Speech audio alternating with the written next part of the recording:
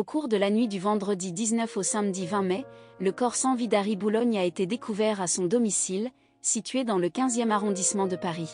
Suite à cette tragique découverte, les autorités ont immédiatement diligenté une enquête en vue d'établir de manière précise les circonstances entourant son décès. Il convient de rappeler qu'Harry Boulogne prétendait depuis longtemps être le fils secret d'Alain Delon. Le 21 avril 2001, il fut convié en tant qu'invité sur le plateau de l'émission Tout le monde en parle, animée par Thierry Ardisson. Cette opportunité a permis au regretté photographe, qui a tragiquement rendu son dernier souffle à l'âge de 60 ans après avoir récemment publié un livre évoquant ses souvenirs, de retracer son parcours de vie. De plus, il a pu évoquer sa rencontre avec celui qu'il considérait comme son demi-frère, à savoir Anthony Delon. Lorsqu'il était âgé de 18 ans, Harry Boulogne fit la rencontre de Serge Gainsbourg au sein de l'illustre boîte de nuit l'Élysée-Matignon. C'est à cet endroit que l'artiste lui présenta un individu qui était décrit comme étant le premier enfant d'Alain Delon, âgé de 16 ans à cette époque.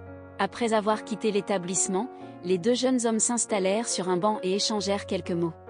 Le père d'Alison, de Lou et de Liv avait partagé avec Harry Boulogne qu'il avait effectué quelques visites dans le sous-sol du pavillon de Bourg-la-Reine, là où résidait sa grand-mère, la même personne qui avait pris soin de lui durant sa jeunesse.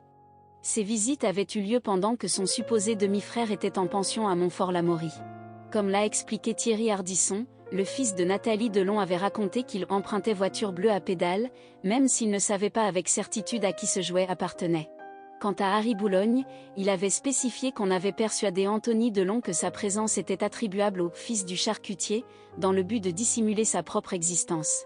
Il était perçu non seulement comme l'enfant secret, mais également comme l'enfant du placard. Avec le recul, il reconnaissait la bonté indéniable de son demi-frère, tout en révélant qu'il existait une certaine disharmonie entre eux.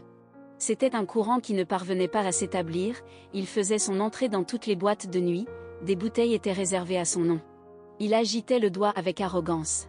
Bien évidemment, luxe, déclarait le fils non reconnu d'Alain Delon, en estimant que celui qui était décrit comme étant le premier enfant de l'acteur bénéficiait d'une vie bien plus privilégiée que la sienne.